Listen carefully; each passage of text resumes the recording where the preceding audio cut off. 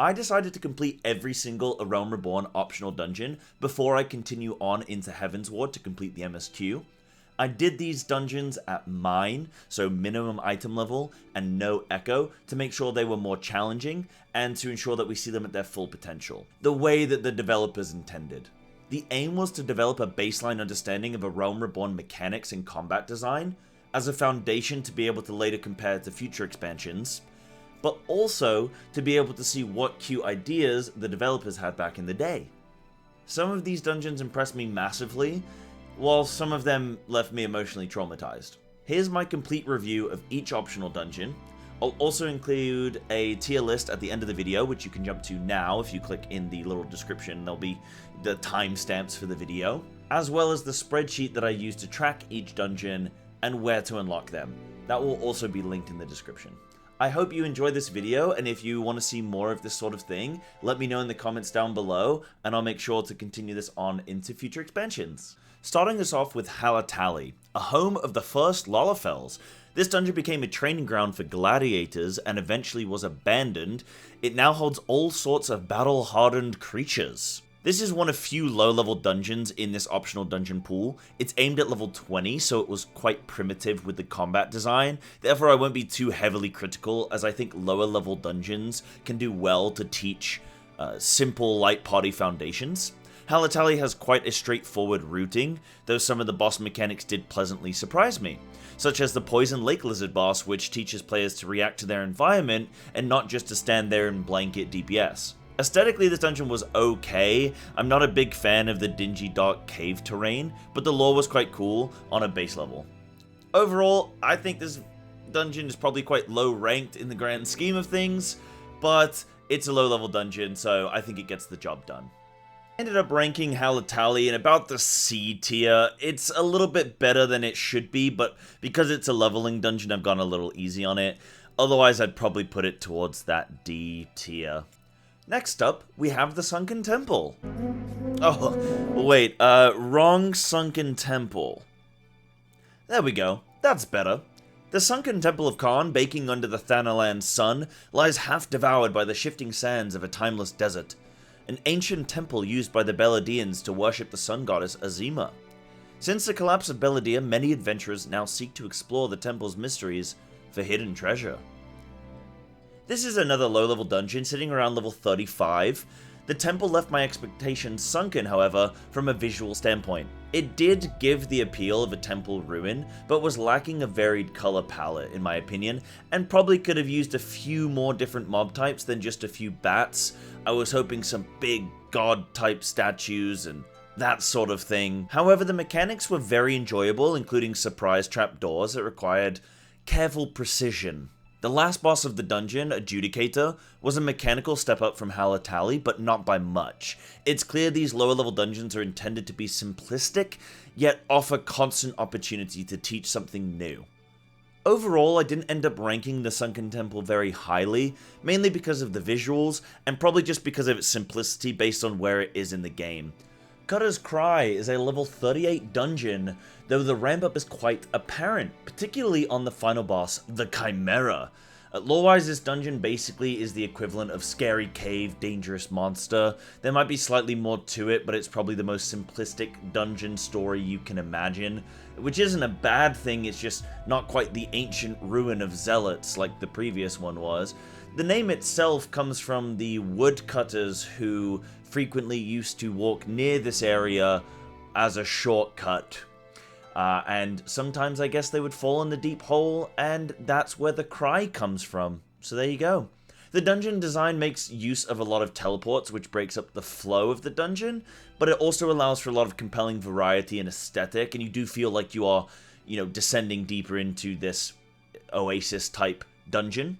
There are lovely visual designs and a nice variety in foliage, terrain, brightness with the minerals and rock deposits. Makes the dungeon feel a lot more cozy than a deep dark cave. And there's also a good amount of mob variety, as well as a couple cute little mechanics. There's some frontals, things to avoid. There's some actual environmental mechanics you need to dodge as well. And then the last boss itself is very awesome and continues to further teach new mechanics. Punishing overlaps as well if you do make mistakes, and some great learning moments for players, especially those that get a little cocky. Want a cup of tea? British, mate, British. Nice. One cup of tea. Ow! Heal me! What the hell? Oh my god, bro! Where's the heal? I ultimately ended up ranking Cutter's Cry in B tier. It was a good dungeon from an aesthetic standpoint. It was, however, lacking a little bit of lore, and because it's a lower level dungeon, I don't think it can truly really ascend into those higher level of the A tier, the S tier. It was good for where it's placed. The last boss especially had some really good mechanics and some nice overlaps, which really ramps up the player's need to react and adapt as a player, so I thought that was really good. Next up, we've got Dzemael Darkhold, a labyrinth of natural caves. The Ishgardian house of Zoe Dzemael began to construct a Darkhold, though unbeknowingly uncovered an entrance to the Void. Voidsent now rule the roost, but the Ishgardians aren't giving up on their playhouse. Now, for me, this dungeon was probably the worst one so far. I'll save you some time now and just say it's going in F tier. There's no real saving grace. It wasn't a step up mechanically. Not only that, I actually found it quite boring. It was a lot of stop, start, as you had to stand on these runes to unlock the next element of the dungeon, and the bosses were kind of bland. The theme and aesthetic unfortunately didn't make up for it, so I ended up putting this low down. However, there were a few pain moments where we were even wiped due to overpulling, so I guess if you want anything to salvage this dungeon, the saving grace is perhaps that this dungeon was more fun for a tank or a healer than for a DPS. So yeah, it's going in F, because it mechanically wasn't very interesting, and wasn't redeemed by a great lore or aesthetic or anything else like that. Our last sub-level 50 dungeon, the Aurum Vale, is a place that miners flocked to in hopes of finding mithril. Instead, they found a sticky liquid that burns to the touch and cooks the lungs. Apparently, people keep going down there regardless of these facts, I have no idea why, and our mission here is to rescue a theologist on behalf of the resource-starved Ishgardians. This dungeon started with a bang for us. There's an immediate big trash pull, which feels really good to jump straight into the content with a dungeon. You're just there immediately, let's go. Tank pull's big, there are a couple mechanics on your screen you have to be aware of, but it's nice to just jump straight into the action. However, boss 1 and 3 were very similar in nature. Both had a very similar debuff mechanic that needed to be cleansed via a fruit that could be found dotted around the room. In a way, they reminded me sort of the final boss of Neltharis in the current WoW Mythic Plus pool, where you have to go and pick up gold coins on the ground in order to break a shield on the boss. It's kind of a very similar idea in essence. I did enjoy that the dungeon mechanics were relevant to the lore as well. If we didn't make use of the fruit around the dungeon, we would have died to the toxins present. It just shows an awareness from the and consistency from the designer, and I always think that's really cute when there's actually a relevancy to the way in which the dungeon is designed, and there's actually a thought process there. Ultimately, I ended up ranking this dungeon in C tier. Whilst it was showing or showcasing new mechanics and awareness for the player, I think it felt a little bit too samey for me, for my liking. So from here on out, every single dungeon we're looking at is level 50. This, of course, at the time of release would have been the max level for Realm Reborn, so all of these dungeons, in my opinion, are probably a little bit more difficult, a little bit more complex, a little bit more interesting, because they were N-level dungeons at the time. So the lore of this is that kobolds were mining beneath Ogamoro, and they weakened Upper Lenosia. When the calamity struck, the land surrounding the Bronze Lake then collapsed, draining its water and revealing a palace of unparalleled beauty. Thought to have been built by the Nemean civilization, I have no idea who those people are. Now the Tomberries call this place their home. So this dungeon is the first of the dungeons that really got me juiced up. It's silly and wacky, but doesn't let up in the challenge. The Tomberries are hilariously cute, and just the constant thrill of having to evade the knifey boys adds a layer of excitement that no other dungeon really was able to recreate, so I did really like that. This is exactly what a dungeon should be, in my opinion. The Wanderer's Palace was also the first dungeon we truly struggled on. We had a couple wipes on the first boss, as well as a handful of wipes on trash mobs. I think this is where the mid-9 level No Echo really started to kick in, and you could tell that it was a level 50 dungeon. I'm not going to ruin the final boss for you now, because I just don't think that would be very fun. I think you should see it for yourselves, but I will note that there's more to it than meets the eye. So good luck with that.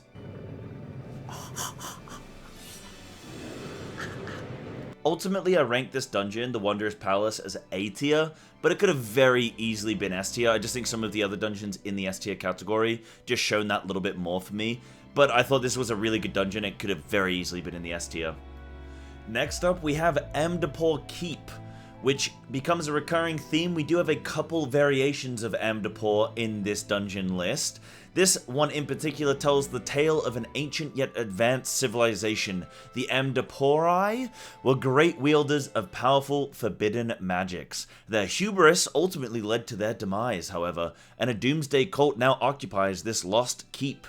Playing through this dungeon, I noticed that toolkits definitely began to matter more. Folks' damage mattered on particular targets during boss fights, interrupts, stuns, dispels, all started to come into play and really tie into fights on top of the frontals and the AoEs and things that you had to avoid, even some LOS mechanics at times, which was really cool. It caused me to start to attempt to anticipate what to do next, and this is exactly where I think you should be in these level 50 dungeons, trying to anticipate the next thing that's going to be coming, trying to put all of your knowledge that you've learned so far to the test. I love the concept of the second boss. Unfortunately, I was very slow to read it, however, and ended up dying a couple times. It did remind me of a boss from WoW and Legion that basically soft enraged by destroying sections of a bridge over time. It also had a very similar line on the floor mechanic to dodge out of. So, apparently Third Eye doesn't work here, which I found out much to my dismay. I think this was a good dungeon that developed over time, from cultists to ghouls and ghosts inhabiting the area, and you get to see that story being told throughout the dungeon, which I think is great. By this point in doing dungeons, however, I started to understand that trash pulls were never really going to be a main feature of dungeon play. Yes, trash is there, but because there's no overarching Mythic Plus system, no criterion, anything like that, ultimately, the trash was never going to be the limiting factor in a dungeon. It was more so just going to be there as a bit of a time sink to get you to the next boss. Overall, I ranked this dungeon in roughly B tier. I thought it was a good, solid dungeon. I liked the element of having to use multiple aspects of your toolkit and starting to anticipate mechanics that were going to be occurring, but it didn't really blow me away like some of the other dungeons ultimately did later down the line. A good, solid dungeon, however, very enjoyable. The tale behind Pharos Sirius originally begins as part of the MSQ. We're sent to deal with a siren causing problems with local sailors on the Isle of Umbra. Jump forward a little bit and we finally get to delve into the dungeon as an Aleport lass needs help saving her now simped up brother and father. Immediately entering this dungeon, I was hit by the most impressive music up to this point, and it's worth doing for that reason alone.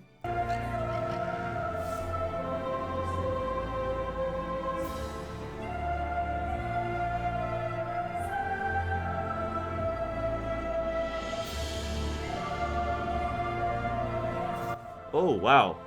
All three bosses are fantastic, especially the first boss, which took us a considerable amount of time to work out, as it requires careful management of group-wide debuffs, as well as constant space denial. The dungeon heavily leaned into group coordination and execution, requiring players to stay on their toes, and we actually spent more time progging this dungeon than we did some of the trials, and even probably some Coils bosses, I'll be honest. On top of excellent mechanics, it had a good weighty story that was involved in the MSQ in some capacity, and it had amazing music. And for that reason, I'm putting it in S tier. An absolute must-try dungeon. I found the weapon, I found the location, and now I just need to find out who done it. Oh my tits! Oh my tits! We've already been into the Copperbell mines once, but now we're going into them hard. Engineers have gone missing in the shafts. Now we must go clear out the giants and the Rocky boys. And that's the lore rundown. We return to the mines. I'll start by saying I didn't really enjoy this dungeon, but the first boss is quite unique. It serves as a sort of gauntlet type boss. You have to progress across the scaffolding whilst taking care of various mobs and avoiding large AoE explosions from these exploding bomb mobs that are self-destructing. You can actually interrupt them by killing them off, so it's kind of cool. It's a little bit of a DPS check and you're constantly moving. I like that in a boss. It's quite fun. This was the only positive I have on this dungeon. Everything else was miserable. And Gogma Golem especially was a boss that frustrated me. The telegraphing was poor, the boss just seemed to just be running around one-shotting people, and the solution wasn't obvious, which is okay, but even when you found out the actual solution, it didn't make you feel rewarded and good about having figured it out. Pretty similar deal with the last boss as well, actually. Similar ordeal. There were these little crack rocks around everywhere. The worm went underground, and it just... I didn't really read it very well. I didn't really enjoy it. From what I get from the community, I thought maybe I'm being a little bit unfair with this one, but a lot of people in the community were just like, yep, this one sucks, go next, don't worry about it, just continue on.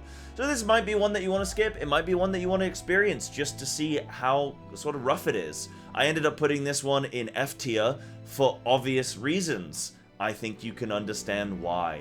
So from this point on, we're mainly looking at repeat dungeons, ones we've already done, but this time we'll be doing them on the hard mode, the actual, like, end game sort of level. You're level 50 when you're going to be doing these, so it makes sense that they're tuning them up a little bit. And quite a good idea to reuse assets in some capacity. So we're back in the Manor. A dungeon I loved first time around, especially from a lore perspective. It was eerie and sort of believable that somebody in the real world could act like this and think like this in some capacity. Or maybe I've just been watching too much True Detective, I don't know. But it was quite spooky. And we've returned to eradicate the remaining dark beings still causing a ruckus. I particularly really enjoyed the new traps placed around the manor. It felt like a Scooby-Doo enthusiast, or I felt like one anyway. And the second boss had some great unique visuals and mechanics. You can see that the developers had a vested interest to come and respin these dungeons, rather than just sort of doing them exactly the same but tuning them up a little bit. The last boss was a blast. She had massive wabs, which is always a bonus, but the fight itself really delivered. It felt like in another life this could have been a raid boss in some capacity, and the mind control effect was really fun to witness. It was a really cool idea. Overall, for me, this dungeon gets an A tier rating. I thought it was really good, really solid. Didn't quite hit into my top 5, my sort of S tier level, but I was really quite happy with this dungeon as a whole.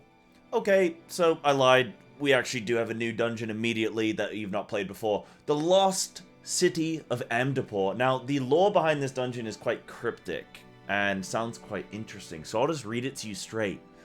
Born in magic, the ancient city of Amdapor lived in splendor and died in agony. As the 5th astral era gave way to the 6th umbral and the ensuing catastrophe, the agent of Amdapor's destruction slept. Now, the seal that has held so long is softening like wind-fallen fruit, and what blind worms writhe underneath the skin of the dead city. The Lost City of Amdapor is hands down the most unique dungeon you will see in A Realm Reborn. It was beautiful, but in a really creepy way. It reminded me of Underrot from World of Warcraft, or Stranger Things, the upside-down like world or realm. What's that big old penis mushroom? And yet it still managed to create variance and not just feel like you're playing through the same thing over and over again. It changes. The first dungeon where I actually engaged with the trash mobs and felt them to be more fun than just AFKing until the next boss, because of the atmosphere that the dungeon was able to create, and also the uniqueness in, dungeon or mob design. The bosses were good, but the final boss, of which I'll keep very quiet about, is absolutely astounding. You should go check it out for yourself and absolutely try and do it mid-item level, no echo, so you can experience the full thing. This is an easy S rank for me. The only possible way to improve it would be to give it better music. I think that's the only way that you could actually improve this dungeon. Still a Gladiator's Den, we're now back to Halatali Hard for a contest of might. This is a huge step up from Halatali first time around and cannot be overstated. It just goes to show how ideas can really flourish when a dungeon gets scaled up to a higher level, and the developers can put more engaging elements into a dungeon at max level compared to when you're level 20 and you're still trying to figure out the game. The music is now also unique, which is amazing, and reminded me of Warsong Gulch from World of Warcraft with the powerful war drums sending us into battle. It felt like a real arena this time around, and the bosses being placed in the arenas themselves really quite helped. There wasn't a single bad boss, and we had to use the full extent of our toolkits, as well as general awareness to tackle this dungeon. That's a great opportunity for players to express what they've learned along the way of their leveling journey, but also to prepare them for greater challenges should they choose to jump into them. Say if they haven't done coils yet, this might, spur them on to take on a bigger challenge, or if they do jump into Heavensward, they've at least got things to look forward to in improving their skills further. The dungeon also concludes with a relevant story character, which is great. It's exactly how dungeons should be designed and played. For me, this is an easy S tier dungeon, right up at the top. It improved in every single element, and I really enjoyed it. I think it's a fantastic dungeon, definitely a must try.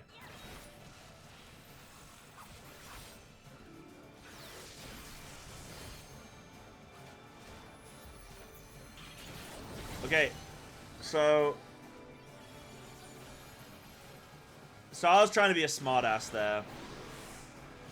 And I was like, oh, I bet we're going to have to move into the blue goo. But you absolutely do not want to. Brayflox is once again overrun, this time by forces of the Illuminati. We must defend this little kobold from goblin scholars after a cheese recipe. I'm honestly not 100% sure what the hell's happening with the lore of this one. Some dungeons have permeating serious tones. Others are Brayflox's Longstop. This is a really fun dungeon that's quite light-hearted. The trash mobs in this dungeon were enjoyable for me, and the bosses really kept me on my toes. And I don't really get to talk too much about the trash in each dungeon, because normally it just doesn't really matter too much. You just pull big and then move on to the next boss. But it's always nice in these sort of for fun dungeons where you get a little bit of engagement with the trash. The final boss is a wild ride. I believe it's known as Minesweeper for a good reason. It's just a really fun dungeon and had me laughing at times.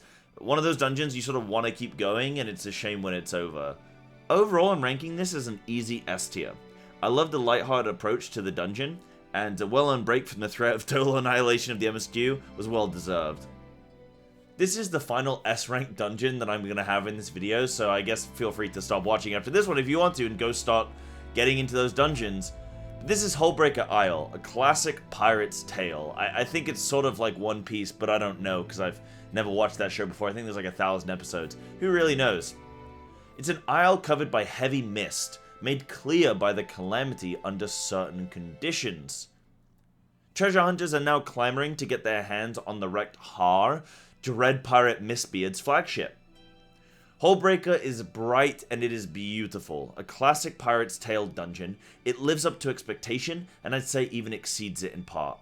You fight your way from the beach deeper inland and through coves, tackle varied bosses along the way. Mechanically, it gave you choice in how you wanted to deal with incoming damage, and I love that as a concept. Do you want to delegate damage onto a single target, i.e. your tank, or do you want group-wide damage that you can try and heal through?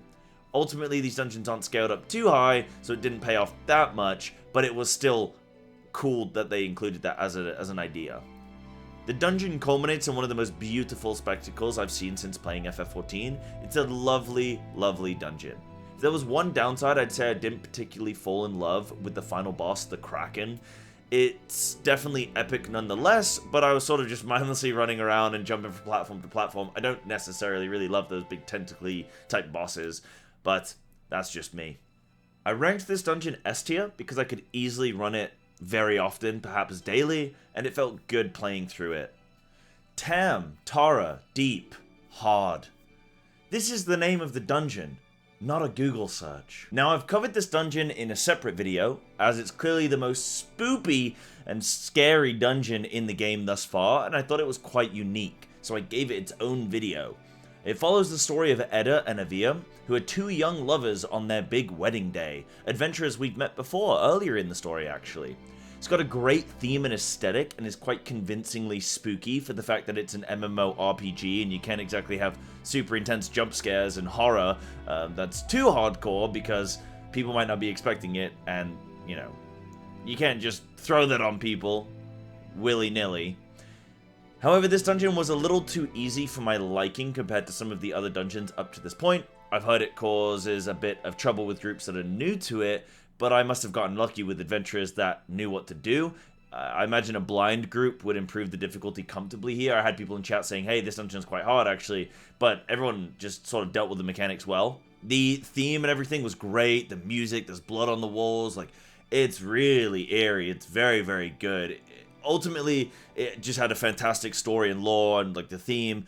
I'm really glad that I didn't miss it off the list, and if you were to only do one of the dungeons mentioned so far, I'd highly recommend this dungeon be the one. Unfortunately for Tamtara Deepcroft though, it's only going in A tier because it makes my life easier if it goes in A tier rather than S tier. But it's a fantastic dungeon, you absolutely should give it a try. The Ishgardians are ready to take back their fortress from the Dravanians. Whilst battle commences, we're here to break the deadlock between the two warring forces. This is Stone Vigil hard. This dungeon was fine. It was okay. I enjoyed it a medium amount the first time through. I don't think the hard version was an improvement from the original, which is disappointing. One of the bosses is a cannon boss that requires careful execution, but it's boring. I was tabbed out and even ended up dying in classic Psy fashion.